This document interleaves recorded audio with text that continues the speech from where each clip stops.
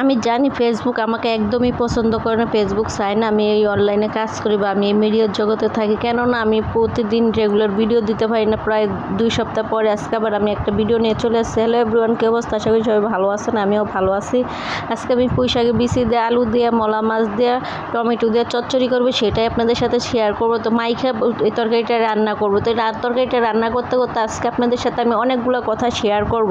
যেহেতু আমি regular active থাকতে পারি না, সেজন্য আমি জানি আমার ফলোয়ার্সরা, আমার ভিউজরা কেউ আমাকে একদম ভালোবাসে না। আর মেন কথা হয়েছে ফেসবুক তো আমাকে একদমই ভালোবাসে না। যেহেতু ফেসবুক চাই প্রতিদিন অ্যাক্টিভ থাকতে, দিনে 2-3টা না হলেও রিলস ভিডিও সারার চেষ্টা রাখার জন্য চেষ্টা করে, কিন্তু আমি দেখেন আমি কোনো কিছুতে পারি না। কেননা আমার জীবনটা অনেক একটা কষ্টের জীবন চলতেছে। যার সাথে এরকম জীবন হয়েছে সে শুধু বুঝবে যে কাছের মানুষ চলে যাওয়াটা যে কত কষ্টকর। ভাই আমি ঠিক মতো খাইতে পারি না, চলতে পারি না, মানে টেনশন কত। তা আমার এরকম অবস্থা হয় মাঝে মাঝে যে নিজেকে নিজে চিনতে পারি না। আমি যে আমার, যদি আপনারা আমাদের সরাসরি দেখতেন, আগে দেখতেন যে আমি আগে কীরকমটা আসলাম, এখন কীরকমটা হয়ে গেছে। আপনারা বলবেন যে পারিবারিক বিষয় সব কথা আবার বলার কি আছে।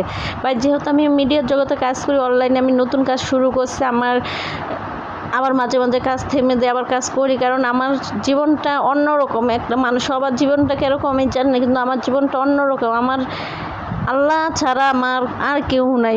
আমি যে কী কথা বলবো আমি নিজেও জানি না, আমি কথা গোছে বলতে পারি না, এটা হলো আমার মেন সমস্যা। তা আমি খুব অসুস্থ আসলাম।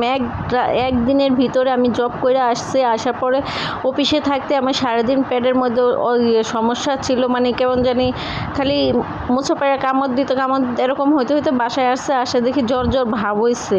পরে যখন আমি মার সাথে কথা বললাম, সবার সাথে কথা বললাম, বলার পরে নামাজ রুজু করলাম, আসা নামাজের যখন আমি পানি ধরতেছি তখন আমার মনে হইতেছে আমার খুব শীত লাগতেছে। তারপরে কি হলো, আমি নামাজ পড়লাম, নামাজ পড়ে আমার বড় আপুরে ফোন দিলাম যে আপু এরকম অবস্থায়, যে টাইমে আমি যে ও মাজারে গেছে সেই টাইমে আজকে আবার আমার এই সমস্যাটা শুরু হয়েছে। তারপর বলতেছে সমস্যা না, আল্লাহরে ডাক, কী আর করবি।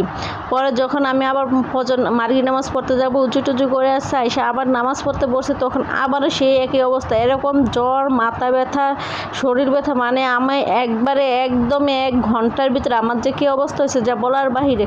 পরে কী করবো ভাই, আমার তো সব থাকতেও নাই। তারপর আমার যেহেতু এখন নিজের সমস্যা, নিজে একা একা সব কিছু করতে পারবো না, এরকম একটা অবস্থা হয়েছে। আমার নিজেই লজ্জা শরম বাদ দিয়ে আমার বোনের ফোন দিয়ে আমার বোনে এসে তারপরে আমাকে নিয়ে গেছে।